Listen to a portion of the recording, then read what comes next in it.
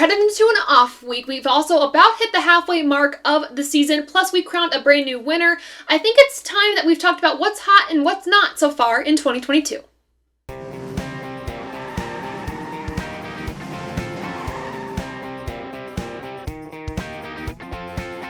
This episode of Above the Yellow Line is presented by Haymaker Coffee. If you work hard, run hard, fight hard, and play hard, Haymaker Coffee has the coffee for you. Use the promo code RACE10 on your next order of Haymaker Coffee to get 10% off your order. Hey Race fans, it's Taylor, and welcome back to Above the Yellow Line. We got a lot to talk about, from what's hot to what's not, what's made me depressed this season, and what's impressed me this season. But right now, let's talk about our results for the Toyota Save Mart 350 at Sonoma.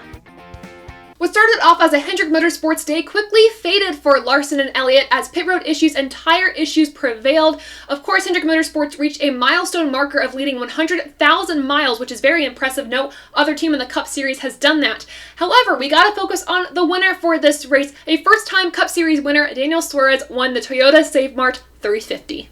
Suarez has had a long road to the Cup Series. He was an Xfinity Series champion back in 2016, and then he moved to Joe Gibbs Racing, Stewart Haas Racing, Gaunt Brothers Racing, and now he is at Trackhouse, where he has found a really nice home. There were several cool things about this win. First off, every single driver, it felt like, stopped to congratulate Suarez, which just shows his likability and the respect that these drivers have for him. Of course, he's been with several different teams. He's been able to touch every part of the sport, so it was cool to kind of see that respect and everybody congratulate him in that moment.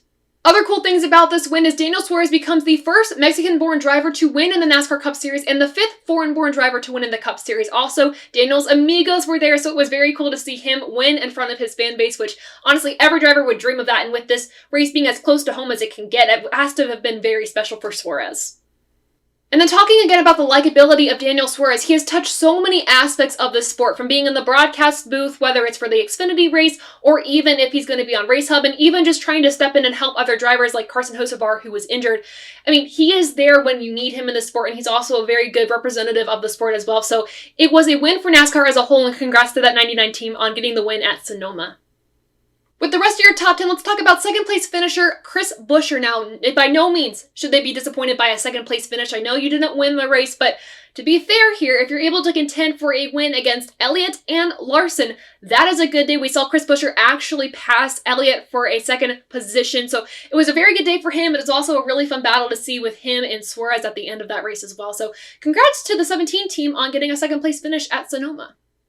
More congrats are in order for Michael McDowell, who finished in the third position. This actually makes his first top 5 finish at a non-superspeedway race. Plus, this beats his career best of most top 10s in a single season. Now he has 6 top 10s, so a record that he's going to have to add on to that he can beat later in the future, but so far so good for Michael McDowell.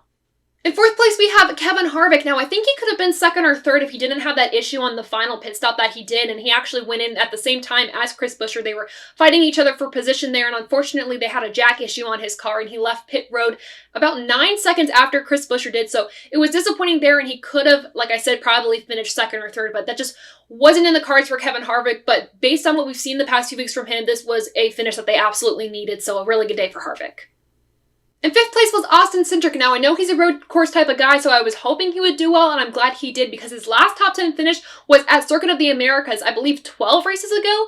So really good to see Cindric do well. I'm hoping he can carry that momentum forward, but we will have to see. In sixth place was Ryan Blaney, 7th was Chastain, 8th was Elliott, 9th was Byron, and in 10th place, with his first top 10 finish since Daytona, it's Brad Keselowski. Now let's look at our finishers outside the top 10. In 15th place was Kyle Larson. Of course, he was the favorite coming into Sonoma, and unfortunately, with around 27 laps to go, he lost a loose wheel penalty. That is a suspension, a 4-week suspension for the crew chief, the jackman, and the tire changer. Really not good for Larson this year. In 18th place is the highest finishing Toyota, which is Kurt Busch. We'll talk about that in a second. And finally, I want to draw our attention to 20th position, which is Joey Hand. He was in the number 15 for Rick Ware Racing this weekend. He has a very extensive road course background, so it was good to see him do well in a course that really suited his style. Let's pause real quick to talk about the point standings and how they shake up after Sonoma. Of course, we got to start with the above the yellow line points, as things are looking a little different. 3 of us are now tied for last place with 40 points. That is myself with a race pick of Chase Elliott, Dom Joseph with a race pick of Kyle Busch, and Brandon Lowe with a race pick of AJ Allmendinger. We now all have 40 points. And then Adam chose Kurt Busch. Though Kurt did not do the best this weekend, Adam had enough of a points lead on us to retain his points lead. He has 44 points now total. Of course, the points that really matter, though, are our playoff grid points post-Sonoma. I've organized this the correct way, in my opinion, now. I had to rethink this a few times, but the guys with the most wins are at the top of this list. At the top of our list is Ross Chastain, though Chase Elliott is still your points leader, but not by a whole lot. Then if we go down the line of our winners, Chastain, Byron, Logano, Hamlin, Elliott, Larson, Kurt Busch, Kyle Busch, Bowman, Briscoe, Suarez, and Cindric, we'll get to our guys who are in the playoffs, but by points only. Something I've been keeping my eye on is that gap between Truex and Blaney. Last week, they were only 9 points apart. This week, after Truex had a really bad weekend and Blaney had a pretty decent one, they are now 30 points apart. Also, with Suarez winning, the playoff picture around the cut line has totally shaken up. Almirola is now the guy barely hanging on above the cut line with 7 points to the good. And Kevin Harvick, despite his 4th place finish, fell farther behind the cut line, -7. Luckily for him, though, he has a considerable gap to work with, as Reddick, who was above the cut line last week, has fallen behind. If you remember at Sonoma, he spun around with about 46 to go. He went to the garage and fell 13 laps behind while he was fixing issues to the car. So we have 12 winners so far in 16 races. Will we get more winners? We'll talk about that a little later. Now, important to note that 7 drivers who have won in 2021 have yet to win in 2022. Will they win in 2022? I'm not quite sure, but now it's time to take a look at our MVP of the week presented by Zyloware.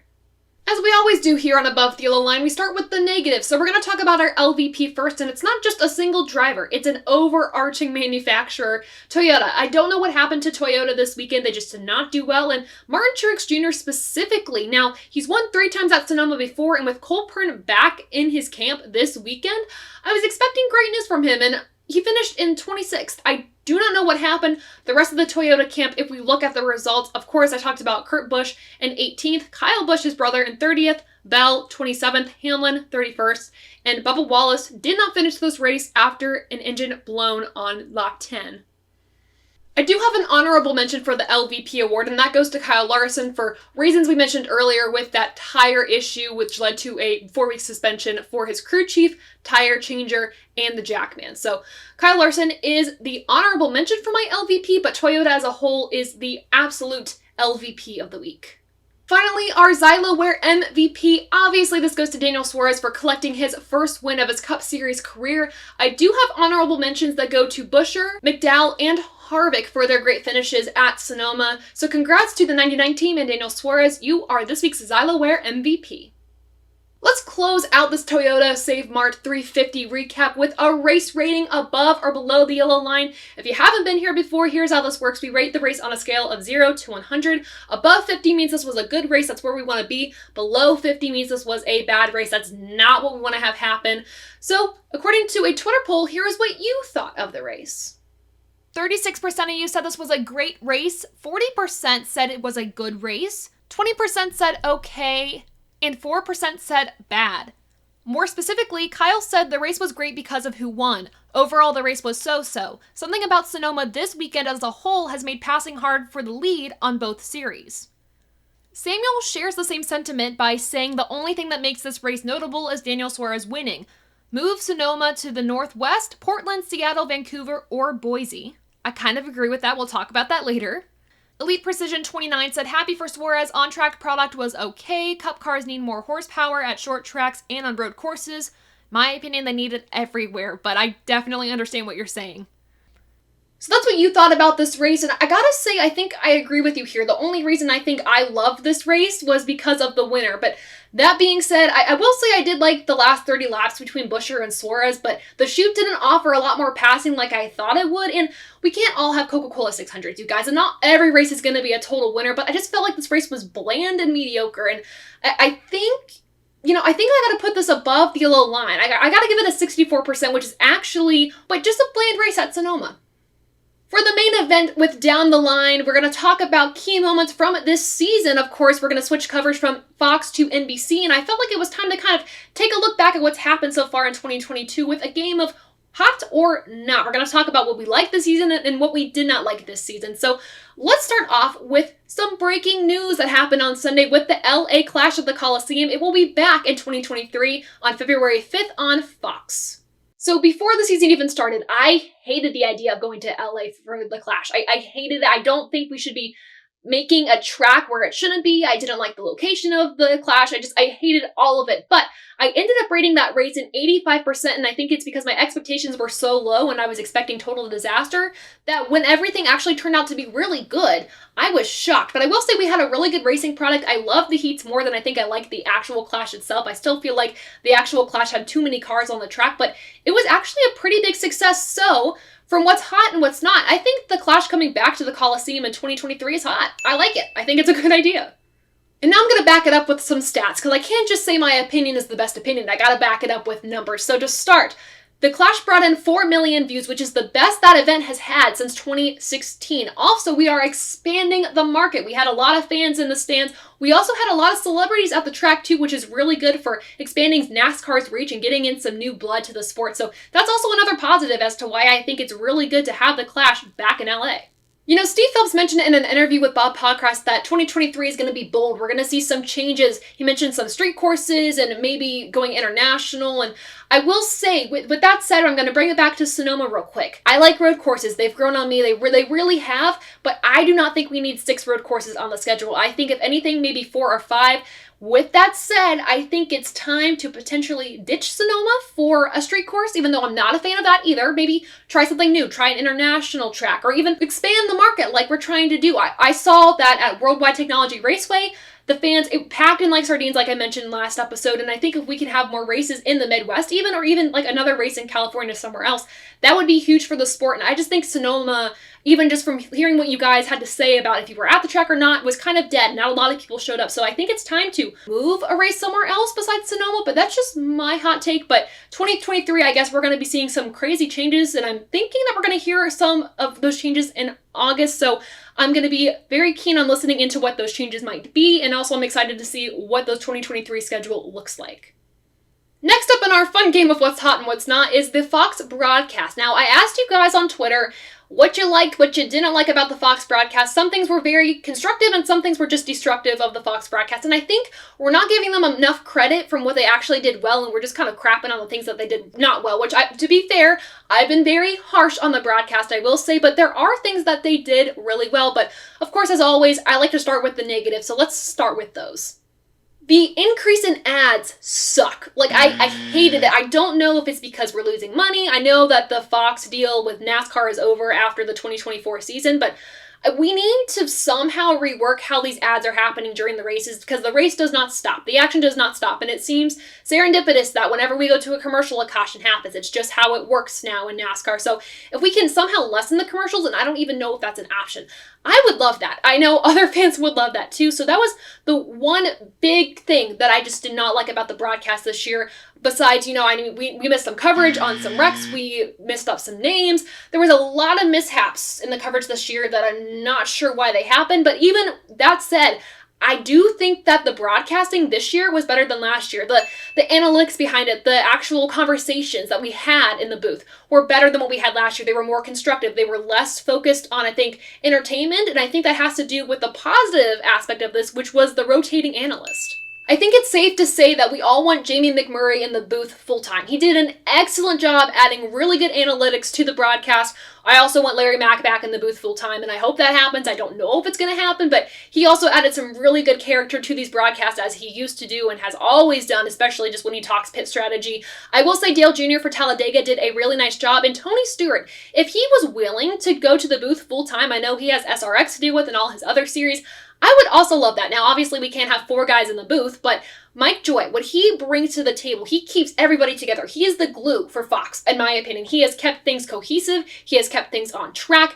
Bless that man. I love what he adds to the Fox broadcast, and I've said this before in a tweet, but like, when he decides to leave, just they need to rethink everything in the Fox booth, because he has done such a phenomenal job with his history and everything he knows about the sport and bringing that to us, the fans at home. So overall, I think the booth has done a really nice job this year, all things considered, and I'm kind of curious. I know Clint Boyer wasn't at the race at Sonoma. He's also done a very nice job as well this season, but I'm not sure if they're thinking of changing the booth next year, because they obviously need another person, or if they're going to keep rotating that role out of that third person in the booth. But I guess we'll see in 2023 what happens.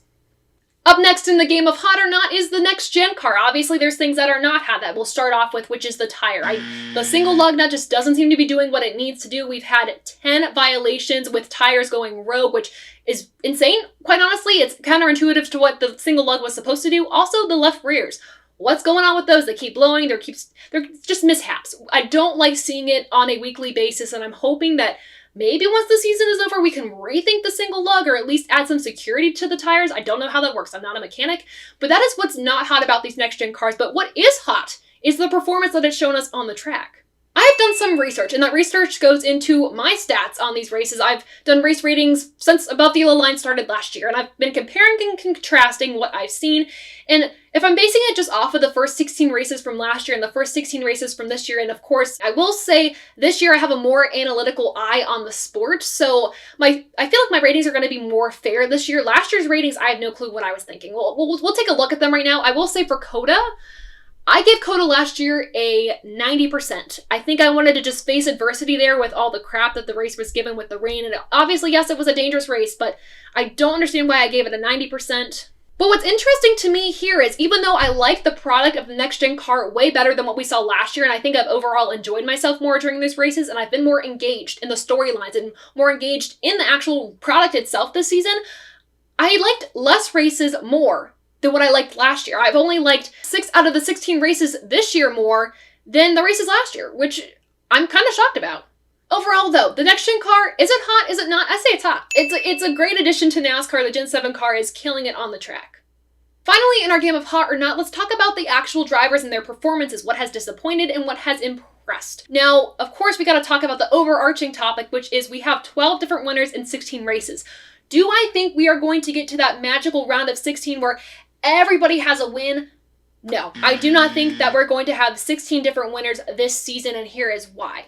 If it has taken 16 races to get 12 winners, the odds are in the last 10 races we have in the regular season of new winners happening, it's just not likely, and especially with people trying to figure out these cars and that they have figured out these cars, I feel like we're going to start getting more repeat winners as we go. Now, tracks like Daytona, and we have road courses that we actually saw some new contenders up at the front of the field at Sonoma. We might get some new winners there, but overall, my take is not so hot on the fact that we are going to get 16 winners. All right, as always, we're going to talk about the drivers that have not done so hot this year. Big old just disappointments. Now, I say that very harshly, but I think it's because with these particular drivers I'm going to talk about, I expected some growth, and I've just seen some decline in performance. So let's start with, I feel like, an obvious choice, which is going to be Kyle Larson. Obviously winning the championship back in 2021, having a championship slump this season. At this point last year, he had 3 wins. One of those actually coming from Sonoma, obviously tried to go back-to-back. Last weekend, wasn't able to accomplish it. And then also this year, he only has 1 win so far. Also this year, he has 4 DNFs. Last year total, he had 2. That's not good. With all the mistakes, the pit road penalties, the tire issues, all this stuff happening for Kyle Larson, it's not shaping up to be a championship season. Now, of course, he could rally back when the playoffs start and be the winner of the championship. He's my preseason pick for the championship, but I don't see that being likely with all the young blood that we're seeing rising to the top with this Gen 7 car. So, unfortunately for Kyle Larson, I don't see a championship in the cards this year, but you never know with him. He could totally surprise us and take it home. So, driver that's not hot right now is Kyle Larson. The next driver that I expected a little bit more from this year that I'm kind of disappointed in is Cole Custer. Of course, he has 1 pole this season, but didn't really do anything with it. Of course, with the issues at Bristol Dirt, with the dirt getting kicked on his grill and then things overheating, that did not bode well for him, but he has 0 top 10s this season, 0 top 5s, and he has 5 DNFs. In a Stewart-Haas car, that is not the performance I would expect. I was expecting a little bit more from Cole Custer this year, so another driver that has totally disappointed, I think, for me this season so far in 2022. Another driver who I said was part of the young big 3 at the beginning of the season, who I thought was going to have a win by now, is Tyler Reddick. I mean, he's been so close to getting really good finishes and results, but with mistakes and spins and tire issues, we haven't seen what he can actually do, and maybe we have, but he's just not been able to put a full race together. So far this season, he has 3 DNFs, and when we're looking at his total top 10s, last year he had 16 top 10s compared to his 6 top 10s this year, but if we look at his top 5s, he's actually doing better than what he did last year. But then here's the kicker. If we look at his average finishes through the first 16 races last year, his average finishing position was 15.63. This year it has taken a nosedive with an average finishing position after 16 races of 18.2. 2. So I was hoping to see a win from him this season, but unless it's Daytona, I don't think he's going to win and probably not get into the playoffs is my bold prediction for Tyler Reddick. Of course, I don't want to see it, but I feel like that's what's going to actually end up happening.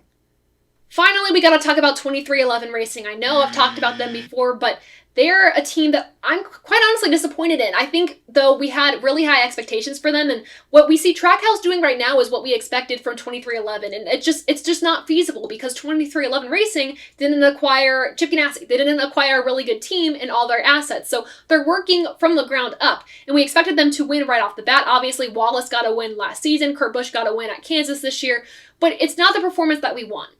So far this year, combined, the team has 7 DNFs. We have 3 for Kurt Busch, 4 for Bubba Wallace, and they usually come within the same race. Now, bringing some positivity into this, though, Bubba Wallace, last season he had 3 top 10s. This season he has 2 top 10s. So he's on track to at least beat that number, hopefully, especially since we're a little less than halfway through the season as a whole. I mean, we're probably 2 races away from being halfway, but that's promising to me. Now, I don't know what else this team needs. I really don't. I'm kind of at a loss for 23XI Racing. They've probably been the most disappointing team for me this season so far, and I'm hoping at the end of the year they can at least get things figured out and carry it into 2023. I don't know if it's the next gen car that's giving them trouble, if it's a lack of focus. I really don't know, but team that's not hot right now, definitely 23XI Racing. To wrap it up, let's talk about the drivers that are hot right now. I gotta talk about Chase Elliott. Now, I'm a little hesitant on saying this just because of the inconsistencies I think we've seen in Hendrick Motorsports, but I think he is the driver from Hendrick Motorsports this year that is gonna bring home the championship. If it's gonna be any of them, it's gonna be Elliott. He's been the most consistent and obviously leading in driver points. This season alone, he only has 1 DNF, and he has 10 top 10 finishes so far, so he's on track to having a really strong year. I think he just gotta minimize the mistakes and just keep pushing forward, and he could be your champion. Kind of a cop-out answer, you guys, but the team that is the hottest right now is Trackhouse Racing. Both drivers now have wins, and for me personally, they are the championship threat. There has not been a team that's been more consistent than them, I feel, and that's dangerous, especially since they are a young team. They have a lot to prove, and they're definitely proving it. So Trackhouse Racing is hot right now. Chastain with 2 wins, Suarez now with 1. I've mentioned this before, but Chris Buescher, hear me out. He's definitely hot right now, and here's why. About halfway through the season, he is about half the stats that he was at last year. Now, I'm talking about his top 10 finishes. Last year, he had 8 top 10 finishes. This year, so far, he has 4. So we're on track to beating that from last year. He also has a pole from Dover, which I don't believe he's had a pole before, at least in the past 2 years. And he also won the duel, which is a race win, in my opinion. So those are 2 things that are going for Chris Buescher that are really positive to bring that momentum into the rest of the year. Now, he's probably going to have to win to get into the playoffs. I understand that, but he's been very close. Sonoma, he was very close to a win. So I think Chris Buescher is a driver that's on the track of being hot right now. Finally, we gotta talk about Ryan Blaney. He's absolutely on track right now for being a championship favorite. Of course, he doesn't have a win right now, but he has 3 poles so far in 2022.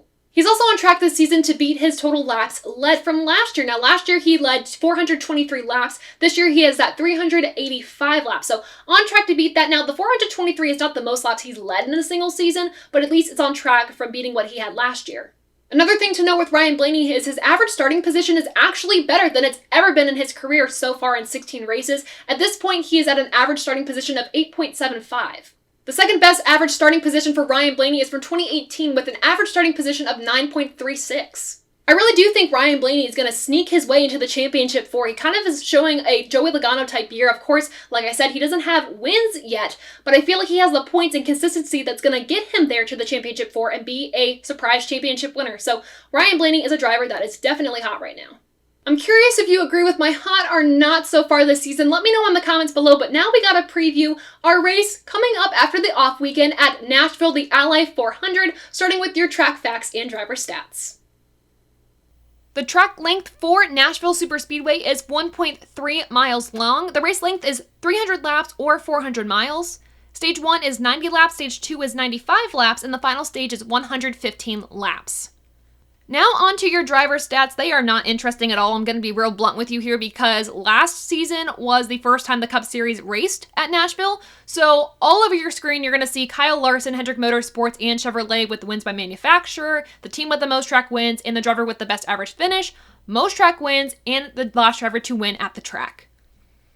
Finally, our to watch to worry for the race at Nashville, our guys to worry about is a cluster. We're going to talk about Toyota Racing here. I obviously said that they were the LVPs from Sonoma. They might be the LVPs for Nashville because they did not do well at all last year. The only Toyota at the end of the race in the top 10 last year was Christopher Bell in 8th position. Even in qualifying, they struggled. Of course, Kyle Busch qualified in 2nd place, but the next best finishing Toyota in qualifying was Denny Hamlin in 15th. So after Sonoma, after seeing the struggle that they had, I'm going to be worried about them, especially going into Nashville, knowing that they struggled last year as well. Finally, who am I going to watch this weekend? Well, I got to watch the Chevrolets, and I feel like I got to watch Larson and Chastain, who finished this race 1-2 last season. So the Chevrolets I'm going to be keeping a close eye on, but if it's not the Chevrolets, I also got to be looking at the Fords.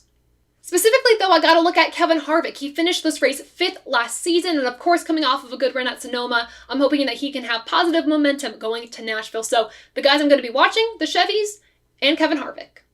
So who are your to watch, to worry from Nashville? What did you think of my hot or not? Let me know in the comments below. And with that, we are done with this episode of Above the Yellow Line. Make sure to check out our 1K giveaway for TobyChristie.com for reaching 1,000 subscribers on YouTube. Link in the description below, but also check out our social pages.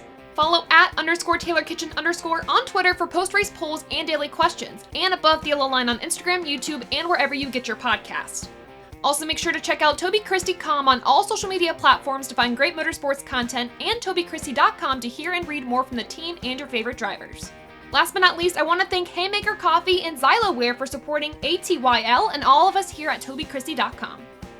You can find all our social pages linked in the description below, but before you check those out, make sure to like this video, subscribe to the channel, share this with your friends and family, and guys, thank you so much for supporting us here at Above the Yellow Line and TobyChristie.com, and until next time, I'll see ya.